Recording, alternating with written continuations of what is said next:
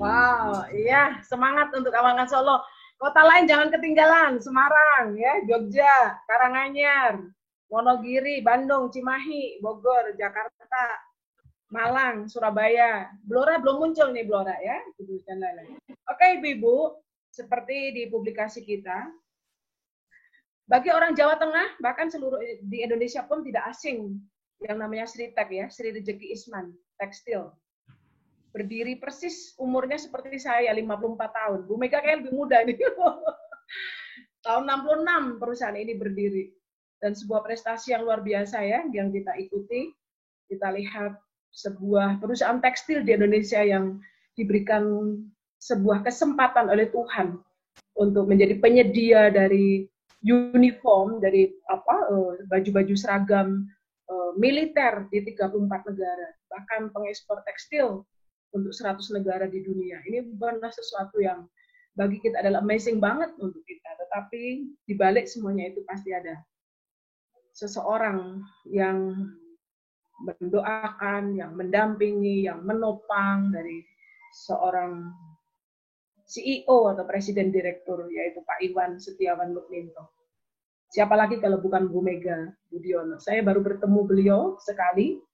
Kami bertemu di Ambon. Saya juga tidak tahu bagaimana waktu itu perkenalan kita. Tahu saya dapat nomor, kami bersahabat, terus Bu saya pengen ketemu, dan dari percakapan yang kita nggak rasa ya Bu, waktu itu hampir 2 jam kita ngobrol sesuatu yang bagi saya seorang perempuan yang sangat menginspirasi.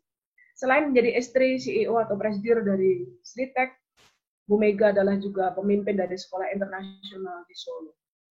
Dan pasti saya tidak akan berpanjang kata, kita akan mendengar banyak hal, kita akan mendapatkan sebuah inspirasi bagi kita perempuan-perempuan apapun posisi kita, berapapun usia kita, dan di mana Tuhan menempatkan kita di dalam pekerjaan maupun dalam dunia pelayanan, pasti ada satu titik temu, ada satu garis atau benang merah yang bisa kita ambil bersama-sama untuk kita tetap move on, moving forward, yaitu menghadapi era kenormalan baru. Baik, kita langsung serahkan pada Bu Mega. Yuk kita ucapkan selamat pada Bu Mega. Selamat datang Bu Mega. Semuanya. Oke, silakan. Ibu langsung waktu untuk Ibu. Oke. Sebelumnya saya ingin mengucapkan terima kasih atas undangan yang sudah diberikan kepada Bu Ningsih pada saya. Terus terang, saya nggak ini ya, tidak membayangkan saya bisa duduk di sini bersama-sama dengan ibu-ibu sekalian. Dan terus terang saya juga agak keder ini karena saya melihat banyak ibu-ibu di sini mungkin mempunyai pengalaman hidup yang lebih dalam, pendalaman tentang Tuhan yang lebih dalam juga. Apa sih saya ini gitu kan? Tetapi saya percaya bahwa kesempatan yang diberikan oleh Bu Ningsih ini mungkin juga ini ya kesempatan buat saya untuk bisa keluar dari comfort zone saya. Selama ini saya lebih suka di belakang layar saja, tidak tampil. Tetapi saya pikir di masa-masa pandemi ini kita harus bisa saling sharing, menguatkan satu sama lain. Apalagi sebagai perempuan di dalam keluarga ya. Untuk itu, perkenalkan nama saya tadi mungkin sudah tahu, Megawati Budiono. Usia saya 44 tahun ini. Wow, seperti 22. 44 tahun, jadi nggak muda lagi. Saya punya 3 anak, 2 cowok dan 1 cewek. Yang paling besar sudah umur 18 tahun, lalu 16 tahun dan 14 tahun. Jadi usia pernikahan saya 25 tahun. Saya sudah menikah 21 tahun, 20 tahun ya tahun ini. Dan sebelum saya menikah, saya sejak kecil juga sudah menjadi Kristen karena papa saya cukup aktif di gereja, pernah menjadi guru sekolah minggu, dan perkenalan saya dengan suami juga suatu anugerah dari Tuhan, berkat dari Tuhan. Dan satu hal,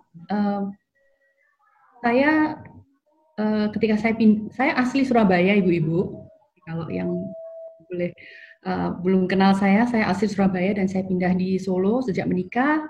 Dan pekerjaan saya sekarang, saya membantu suami saya di perusahaan di Sritek, di bagian treasury atau di bagian keuangan. Jadi saya full time working, ya Mam. Jadi saya full time bekerja. Lalu um, saya di sini melayani dan berjemaat di GKI Coyudan di Solo. Dan kebetulan saya juga di sana melayani di dalam ini ya, menjadi penatua di sana, dan tahun ini menjadi tahun yang ke-10 ya. Tahun yang ke-10, dan itu juga anugerah sih. Pada waktu saya ditawarkan menjadi majelis, terus terang saya juga, siapa sih saya gitu kan, saya masih muda, yang lain namanya aja penatua gitu kan. Tapi saya ingat Ibu Tuhan Yesus, yaitu Maria sendiri, itu adalah kesempatannya adalah anugerah. Jadi saya pakai, dan ternyata dari pengalaman pelayanan saya sebagai majelis itu benar-benar suatu anugerah yang luar biasa bagi keluarga saya, khususnya untuk suami saya juga. Itu tidak berlama-lama, saya ingin men-sharingkan sebuah topik yang diberikan oleh Bu Ningsih ini, moving forward. Moving forward itu artinya kan move on ya, move on artinya melangkah maju. Ketika saya memikirkan topik ini, apa ya yang ingin saya sharingkan? Lalu saya berpikir bahwa saya ingin men-sharingkan sedikit tentang bagaimana pemikiran saya tentang pandemik ini, dan bagaimana saya harus menjaga keluarga saya, menjaga suami saya, menjaga semuanya itu supaya tetap ini ya, tidak tergoncang. Karena mungkin banyak ini ya, ibu-ibu sekalian melihat, wah mungkin goncangannya tidak sehebat saya atau bagaimana, tapi saya melihat bahwa setiap manusia, setiap kehidupan itu mempunyai pergumulan sendiri-sendiri. Sendiri kita juga mempunyai tanggung jawab, beban yang cukup besar. Jadi apalagi kita mempunyai karyawan yang secara total 50.000 orang. 50.000 kalau dikalikan 3 aja sudah berapa. Dan itu beban moral itu yang membuat kita juga ini ya, membuat kita khawatir. Oke, mungkin saya akan bantu, mungkin supaya lebih sistematis saya akan membagikan presentasi saya. Mungkin ini biar lebih enak bacanya ya. Nah, moving forward. Apakah bisa melihat semuanya? Oh, maaf, bentar. Saya share dulu.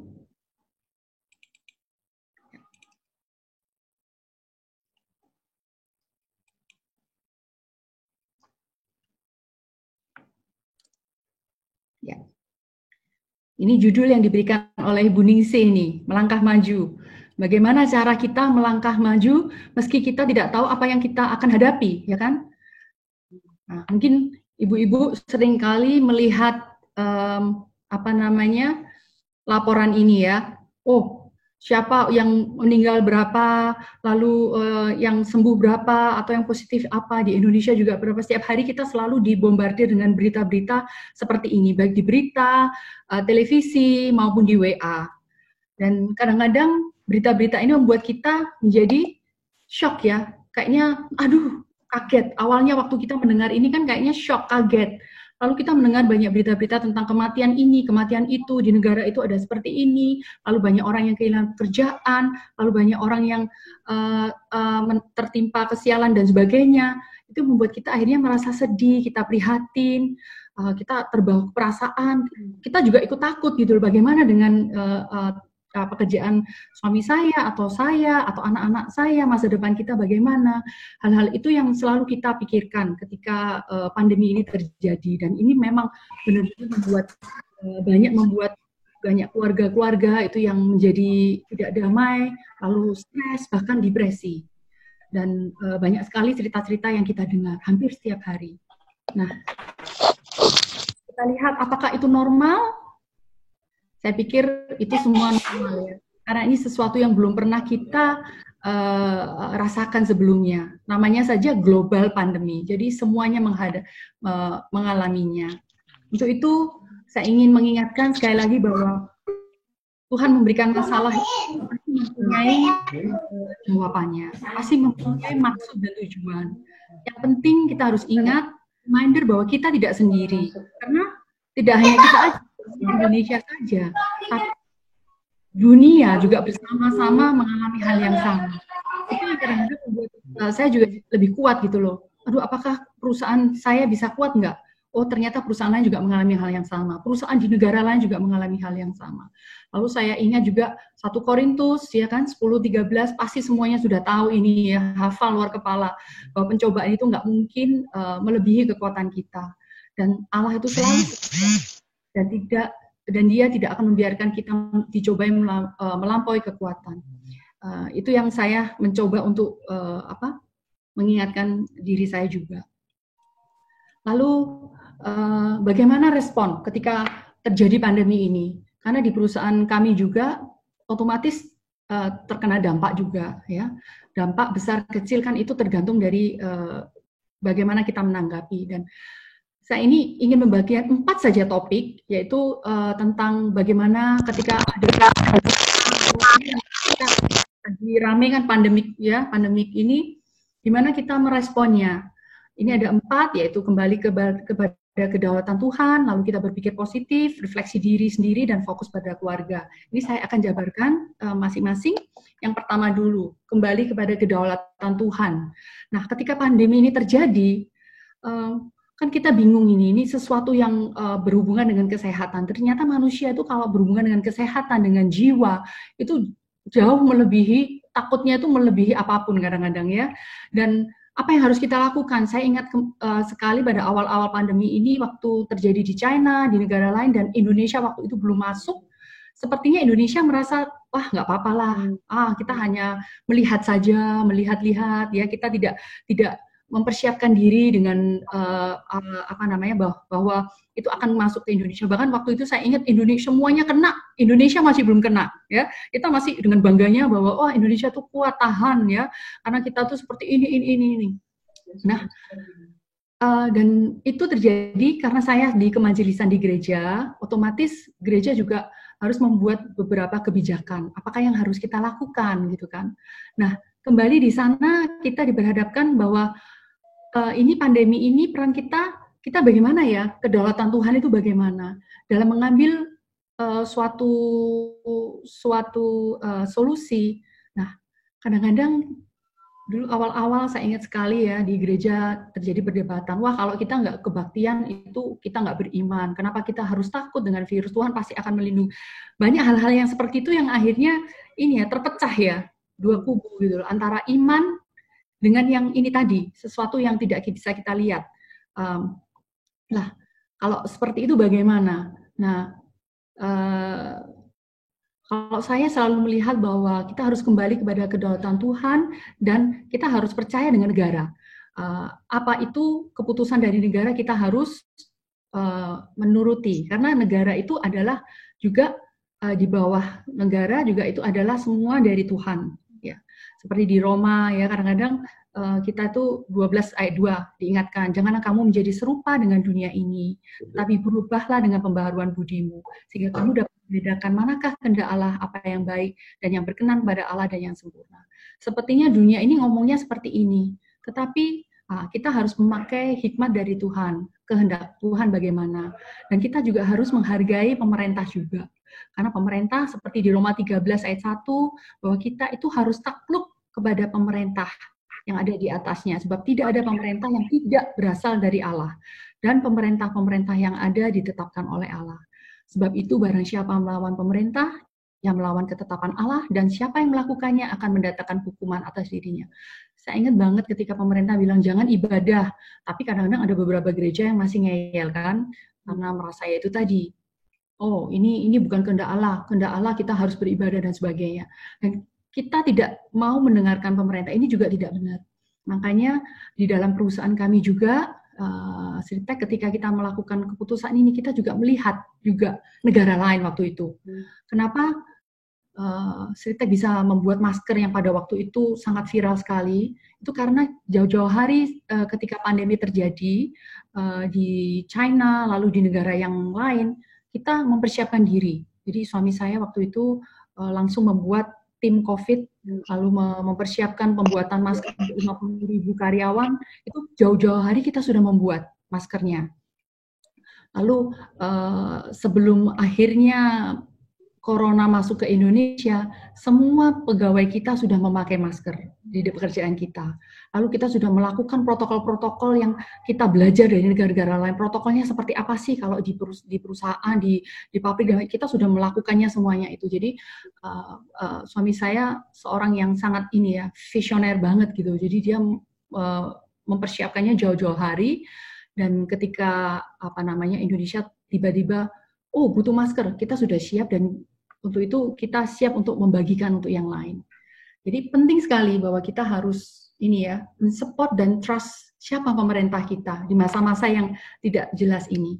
Nah, berikutnya ini yang selalu baik ada pandemik, nggak ada pandemik, masalah kecil, masalah besar, paling penting kita tuh harus selalu berpikir positif. Ini bagi saya penting sekali karena ini bisa membuat pikirannya negatif itu membuat saya bisa jatuh gitu kan.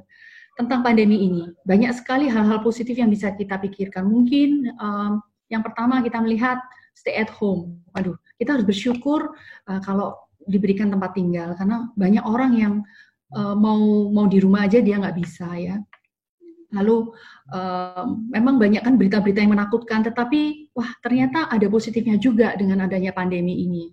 Misalnya kita berpikir bahwa kita ada waktu yang berkualitas kepada keluarga, semakin banyak yang orang-orang berkumpul dengan keluarga. Ini juga sangat bagus untuk menekan kriminalitas di dalam suatu negara. Lalu kita juga akhirnya dipaksa untuk belajar ini. Ini saya lihat banyak sekali ini ya, mungkin oma-oma juga ya, yang saya salut sekali loh. Ini tadi saya lihat, waduh, ini saya justru yang mungkin harus belajar banyak kepada tante-tante di sini, ibu-ibu semua yang di sini. Saya salut karena semuanya ternyata mau belajar untuk di sini bersama-sama dengan saya. Jadi dipaksa untuk belajar hal yang baru, teknologi. Terus mungkin bagi orang ibu-ibu bekerja ya, seperti saya yang jarang masak misalnya, akhirnya mau nggak mau saya belajar masak. Lalu orang-orang yang biasanya nggak care sama, nggak ada waktu mungkin untuk mengecek pelajaran anak-anaknya. Jadi akhirnya bisa tahu tentang anak-anaknya, tahu tentang pendidikan. Banyak sekali ya hal-hal yang positif sebenarnya yang bisa kita lihat terjadi di dunia ini sekarang. Tentang relasi, keluarga, teman, dan pekerjaan. Kita bisa menghargai lagi arti keluarga itu bagaimana, teman, dan pekerjaan. Lalu banyak dari kita juga untuk bertahan hidup, kita harus berpikir kreatif, inovatif, ya kan. Ini juga, saya lihat banyak teman-teman saya yang buka toko, akhirnya dia bisa berjualan, masakan, dan sebagainya. Banyak sekali cerita-cerita itu. Dan satu lagi yaitu, tempat ibadah itu tidak dibatasi oleh ruang lagi. Itu yang bagi saya ini sesuatu yang saya dulu berkata, waduh Tuhan kalau nggak ibadah gimana ya. Tetapi saya bisa mengerti dengan adanya pandemi ini justru kita tuh menjangkaunya lebih luar biasa sampai ke ujung dunia. Saya mau mendengarkan pendeta yang biasanya kita mau undang aja harus 2 tahun ngantri. Sekarang dengan mudahnya kita mau masuk di sana, mau mendengarkan dia anytime. Banyak sekali gitu kan. Jadi semakin kita tuh diperbaharui pemikiran, knowledge kita tuh banyak sekali. Jadi ini luar biasa. Nggak hanya ibadah saja, tetapi edukasi, ya atau pengetahuan, knowledge itu mau belajar di mana aja bisa. Seperti anak saya mau belajar di Harvard, free gitu kan, lewat online. Siapapun bisa. Jadi ini sesuatu yang positif. Lalu saya melihat banyak empati, rasa sosial yang tinggi dari kita, dari teman-teman kita, semuanya kita bisa melihat bagaimana kita dikasihi dan kita mengasihi. Ini sesuatu yang membuat hati kita itu semakin hangat ya di dalam menjalani kehidupan. Meskipun kalau buka TV itu kayaknya serem, tapi ketika tiba-tiba ini ada kiriman ini brownies misalnya, wah hati kita merasa aduh kita diperhatikan. Ini juga luar biasa. Dan kita bisa melihat bahwa dunia juga seakan-akan lebih damai. Dulu beritanya perang ini, perang itu, demo ini.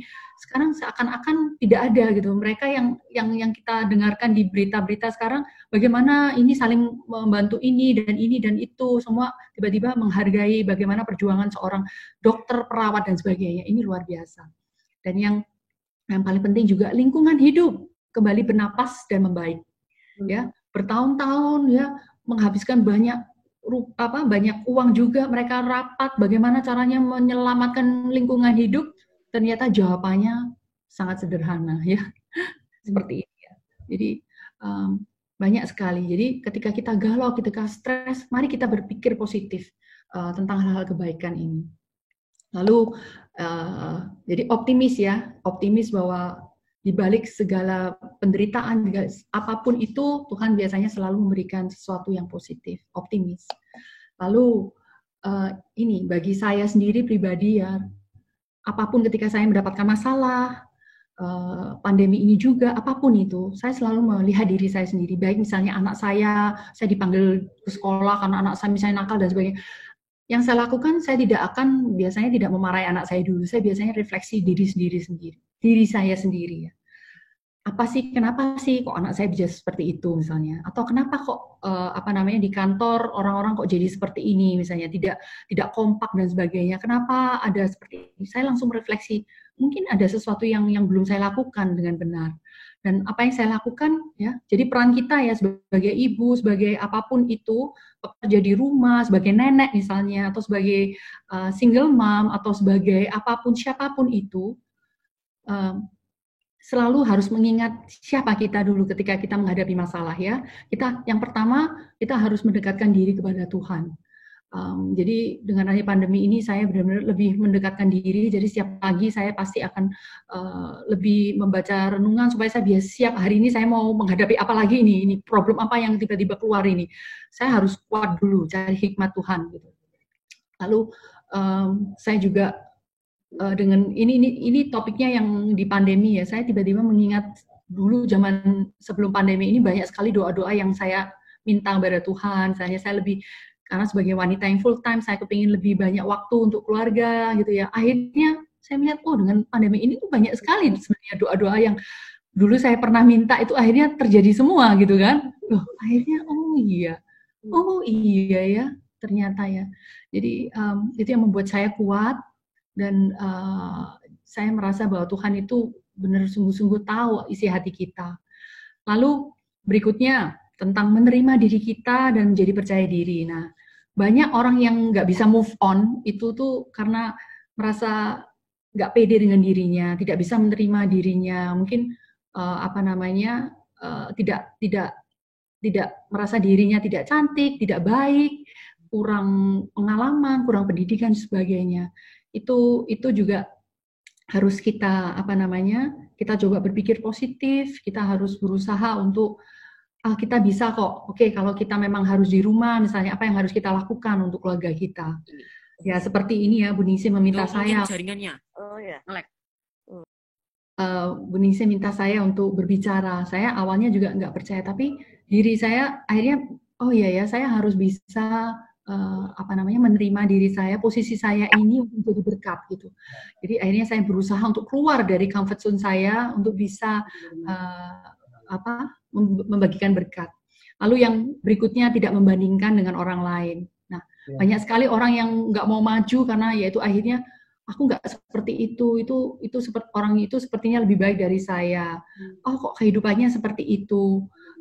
Saya tidak ada apa-apanya. Nah, membandingkan itu akhirnya membuat kita menjadi jatuh sendiri ya. Kita nggak bisa, mau jalan nggak bisa karena terlalu banyak, saya nggak bisa ini, saya nggak bisa itu. Jadi selalu melihat ke tempat lain. Jadi kita harus bisa belajar untuk percaya diri dan tidak membandingkan. Tutup aja, kita spesial, kita selalu berkata ke diri kita bahwa kita itu pasti spesial di mata Tuhan. Nah, untuk itu kita dengan refleksi ini, kita akan pasti percayalah dengan banyaknya self reflection ini kita akan pelan-pelan menjadi bisa bangkit untuk menjadi lebih baik. Lalu dengan intrapersonal kita, kecerdasan emosi di dalam intrapersonal artinya bagaimana kita mendalami diri sendiri. Apa kekuatan kita, apa kelemahan kita untuk kita bisa lebih baik lagi. Ini penting. Jadi ini biasanya proses yang saya lakukan, refleksi diri. Jadi kuncinya ada di doa, ya. Mencari hikmat Tuhan melalui doa, lalu kita merenung dan sebagainya. Berikutnya yang keempat, nah ini fokus kepada keluarga.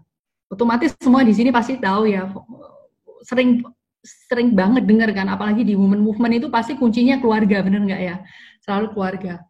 Tapi saya ingin membagikan bagaimana cara saya biasanya membagi waktu saya.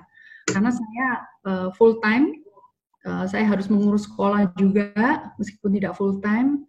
Lalu saya juga harus melayani juga di gereja. Kebetulan 2 tahun terakhir ini saya dipilih menjadi ketua majelis. Jadi itu suatu tanggung jawab yang sangat besar sekali khususnya. Dan bagaimana saya membagi antara pelayanan saya, pekerjaan saya yang full, dan keluarga saya. Nah, ini yang selalu saya pegang, yaitu urutan prioritas. Siapa yang harus kita dahulukan dulu?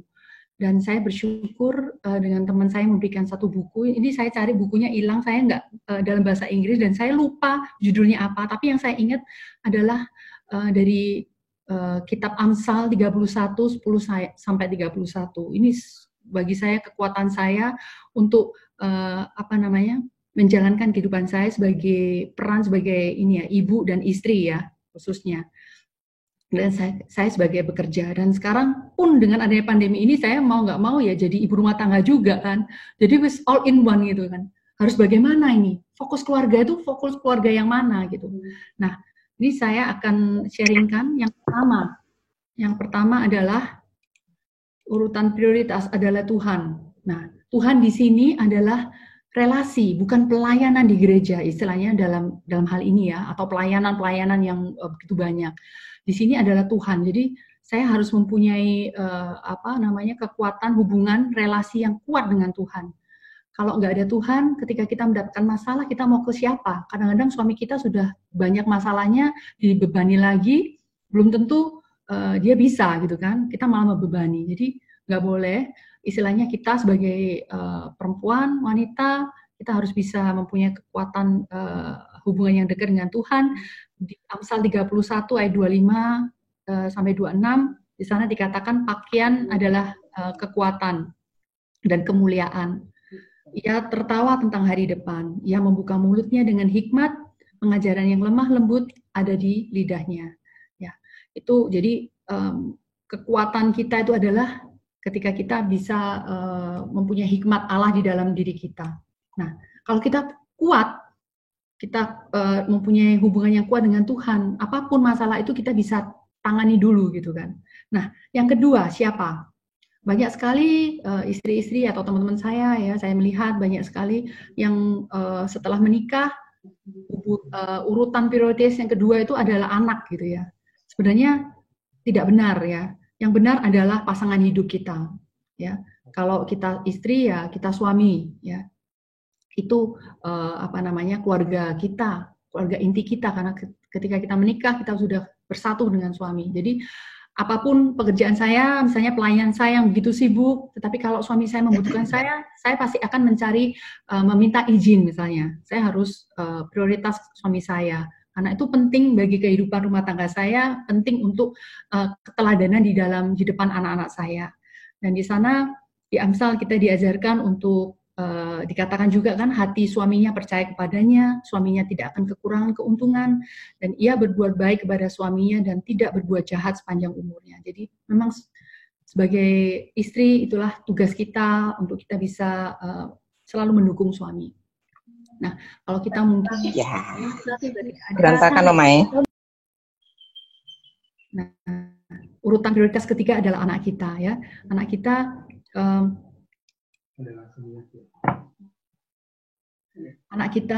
itu adalah prioritas kita yang ketiga. Jadi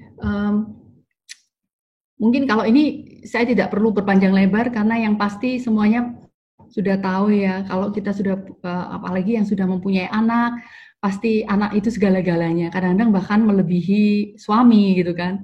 Makanya kita harus belajar bahwa anak itu sesuatu yang berharga. Tapi kita harus mendidik mereka dengan benar dan di dalam Tuhan. Lalu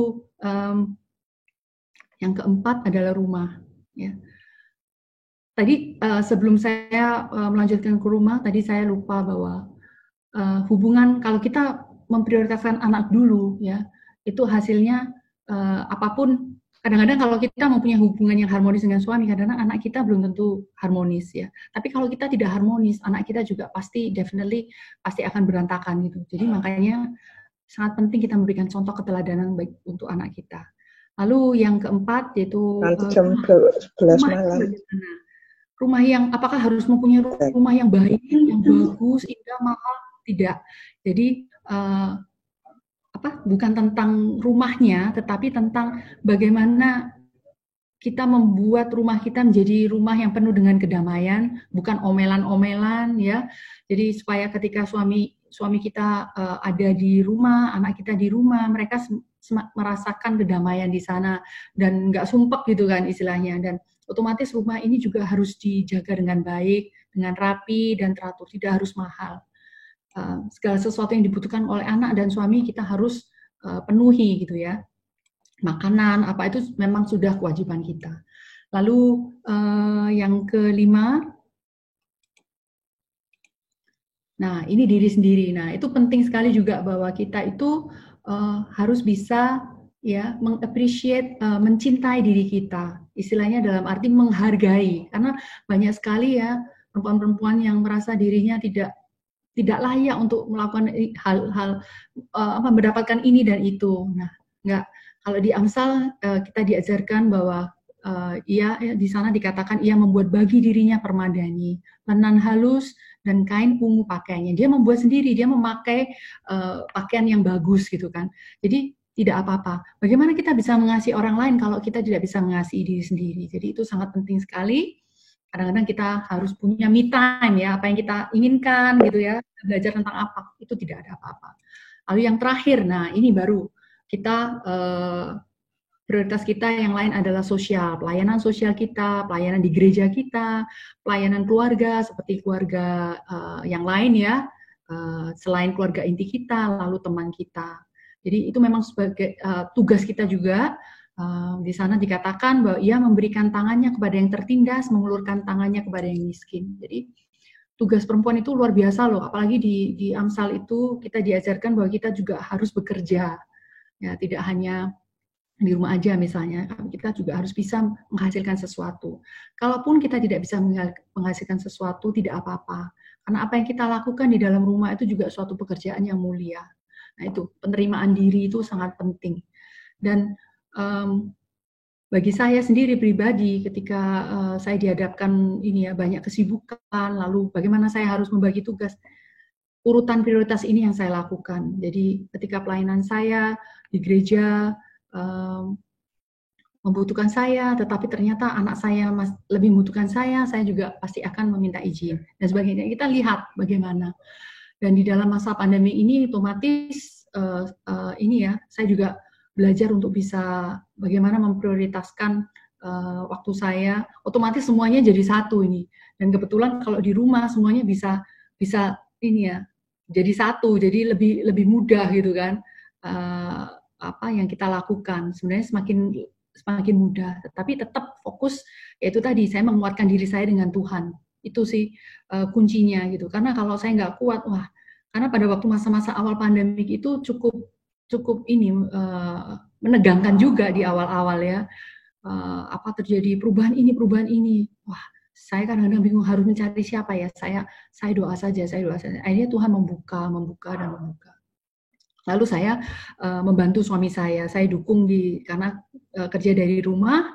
Saya mendukung suami saya dulu. Saya waktu itu penjualan masker itu pun terjadi tiba-tiba sekali ya. Lalu saya tidak tahu karena tidak bisa ke pabrik lagi, saya di rumah, saya akhirnya tidak bisa melakukan apa-apa.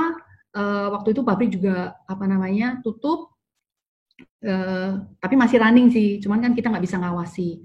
Jadi akhirnya saya juga di rumah, akhirnya jadi hotline gitu kan, terima komplain dari orang-orang, waduh dimaki-maki atau shipment, padahal saya ngurusin seperti itu kan. Tetapi saya memikirkan daripada suami saya, nggak apa-apa deh, saya juga membantu semua pegawai saya, semua juga all in di sana, di lapangan, saya di rumah. Apa yang bisa saya lakukan? Pelayanan apa yang bisa saya lakukan? Saya banyak dikuatkan dari renungan-renungan harian, dari refleksi diri, setiap hari membaca Alkitab, membaca renungan bahwa di masa-masa yang sulit ini, kita juga harus bisa membagi sesuatu. Inilah masa yang sangat penting sekali kita supaya bisa membagikan. Jadi kadang-kadang malah saya menanyakan, ada orang yang tanya, ada yang bisa saya bantu, misalnya apa tentang masker atau apa, shipment-nya kapan, saya malah ini ya nggak takut gitu loh. Awal-awal saya takut gitu, mau berusaha menghindar, sudah saya tutup aja itu account saya semuanya, email saya, handphone saya off semua saja, kan bebas gitu kan. Saya nggak saya bisa gitu loh. Tetapi saya pikir, wah itu tidak menjadi contoh yang baik, dan saya harus bisa menghadapi, dan saya justru malah menenangkan gitu kan. Banyak sekali orang-orang waktu itu yang sangat ketakutan sekali, meminta masker, minta tolong gitu, karena pabrik saya, karyawan saya banyak yang batuk dan pilek, ini bagaimana, tolong cepat gitu kan. Ya, saya ingin semua bisa mendapatkan masker dengan cepat, tapi ya itu tadi, ya nggak bisa. Tapi ya saya berusaha untuk menenangkannya. Jadi itu saya selalu bersama dengan suami. Suwen sama kok urung do sharing. Ya, oke. Nah, seperti yang topik Bu Ningsi katakan, bagaimana persiapan kita untuk melangkah maju atau untuk moving forward. Sebenarnya simple, saya sudah membagikan dan mungkin semuanya juga sudah tahu ya apa itu. Jadi sebenarnya simple saja gitu. Persiapan supaya kita bisa melangkah maju ya kita pegang tangan Tuhan saja gitu kan. Dan kalau bisa kita juga berbuah gitu. Di dalam penderitaan kita, di dalam pergumulan kita. Jangan lupa kita harus bisa, justru dengan masa ini tuh kita harus selalu bisa membagikan kasih, bisa membagikan sukacita kepada orang. Ayo kasih semangat gitu kan di grup gitu kan.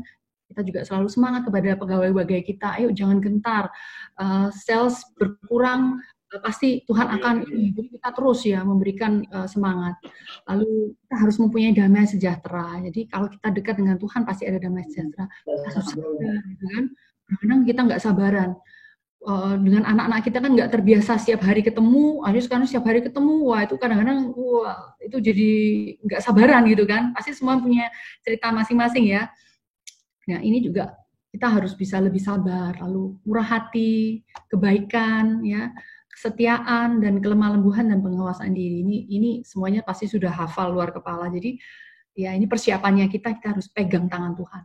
Lalu yang kedua ya pasti menerima kenyataan dan melaksanakan aturan new normal dengan new spirit. Jadi semua pasti tahu kan, sebentar lagi pemerintah akan memberikan aturan-aturan baru untuk new normal. Apakah kita akan melaksanakannya? Ya, saya pikir kalau pemerintah sudah memberikan signal, ya kita juga harus melaksanakan aturan. Tetapi kita harus terus menjaga, benar-benar menjaga diri kita ya. Bagaimana supaya kita tidak mencelakakan orang lain dan mencelakakan keluarga kita masing-masing. Untuk itu, ya ini perlengkapan senjata Tuhan ini ya. Kalau itu kan masalahnya itu perlengkapannya kan banyak. Tapi yang pertama kan kita sudah pegang dengan Tuhan, senjata Tuhan sudah ada di depan di dalam kita. Ini adalah senjata-senjata yang kita harus pakai ketika kita keluar ya. Itu sangat penting sekali. Dan jangan lupa bahwa tidak hanya new normal saja, kita harus punya new spirit ya, dengan harapan baru. Memang kelihatannya ini gimana ya, pasti tidak akan sama lagi kan. Kalau dulu kita bisa ke pesta rasanya dengan santai, sekarang pasti tidak akan ada. Sekolah pun, kapan anak kita akan sekolah, bagaimana nanti kalau anak-anak kita sekolah, semuanya itu kayaknya kita nggak bisa menerima kenyataan ini kok bisa seperti ini sih gitu. Tetapi ya inilah kenyataan dan kita harus bisa menerimanya. Karena itu juga salah satu proses dalam kehidupan ini ya. Kalau kita melihat sejarah sebelumnya, banyak sekali juga pandemi-pandemi yang terjadi yang membuat dunia ini berubah ya. Kita harus bisa menerima kenyataan. Ini penting sekali. Kalau kita tidak bisa menerima kenyataan, setiap kali pemerintah bilang itu selalu kita anyel gitu. Pemerintah ini kok seperti ini. Enggak. Kita harus bisa hormat, kita harus mendukung, tetapi kita juga harus menjaga diri kita. Lalu berikutnya, ya harus bisa beradaptasi dengan perubahan. Ya, dengan adanya ini kan otomatis banyak sekali yang terjadi ya. Mungkin suami kita atau pekerjaan kita sudah banyak yang tidak tertolong ya. Apapun itu, nah kalau kita harus membuka usaha yang baru, ya nggak apa-apa. Kita harus bisa beradaptasi dengan cepat. Di tempat kami, di perusahaan kami pun kita juga melakukan banyak perubahan-perubahan. Dari awalnya yang nggak biasa menjual langsung online, misalnya kita sekarang mulai berusaha untuk menjual online. Atau banyak hal-hal lain lah. Kita dulu nggak terpikir membuat masker, misalnya APD dan sebagainya. Sekarang kita akhirnya malah membuat banyak masker misalnya. Itu sesuatu produk baru, yang nggak apa-apa dijalanin. Ya. Sistem baru dan harus berani mencoba, ya kan? Kalau dulu gara-gara pandemi ternyata kita punya bakat masak ini, ya nggak apa-apa kita jualan, misalnya jualan masakan, ya nggak perlu malu, menjual cookie atau menjual apapun itu tidak perlu malu, karena apa? Kita semua sama-sama kok gitu loh. Saya melihat banyak sekali yang akhirnya mempunyai usaha baru, hobi baru dan apapun itu ya, dan mereka semua saling saling menerima gitu loh. Enaknya begitu gitu, karena kita menghadapinya bersama-sama. Dan yang terakhir dari saya, tidak boleh takut ya, tidak takut, tetap bertahan. Nah, itu yang suami saya selalu katakan kepada pegawai kita, pandemi ini nggak akan selamanya gitu, pasti akan ada waktu, masa-masa akan selesai. Jadi kita harus bertahan saja gitu loh, tapi jangan takut, terus bertahan aja. Gimana caranya ya? Cari cara, dan nggak boleh menyerah. Aduh, sudahlah, menyerah, saya nggak bisa, saya nggak kuat, usia saya sudah nggak mampu seperti ini, nggak boleh. Kita harus merasa bahwa apapun pasti bisa, ya, jangan menyerah. Selalu bersemangat, menyemangati diri sendiri. Kita juga harus bisa menyemangati orang lain. Dan yang terpenting harus bisa berbagi, karena ketika kita berbagi, kita sendiri akan seperti diingatkan. Nah, jadi penting itu yang terakhir. Jadi kita harus selalu bertahan, mempunyai kekuatan, stay strong, dan harus make them wonder why you are still smiling ya. Meskipun kita kesusahan, mengalami banyak penderitaan, tetapi sebagai perempuan yang beriman, kita harus bisa memberikan sukacita, kita harus memberikan kekuatan, selalu happy. Tadi saya melihat lagu-lagu yang di-share dengan ibu-ibu ini, wah, saya juga ikut sukacita, saya bisa melihat sukacita yang ada. Ya, itulah kekuatan ya seorang wanita ya. Dan di dalam rumah pun sangat penting sekali. Ketika terjadi pandemi, berita-berita ini, anak kita kan juga jadi ketakutan kan, nggak bisa sekolah lagi. Tugas kita sebagai orang tua, sebagai mama bagaimana? Ya kita juga harus menunjukkan menunjukkan semangat kita kepada anak. Udah nggak apa-apa, seperti tidak ada apa-apa gitu kan? Kita melakukannya dengan sukacita. Kita masak, ayo mau makan apa ini, ayo.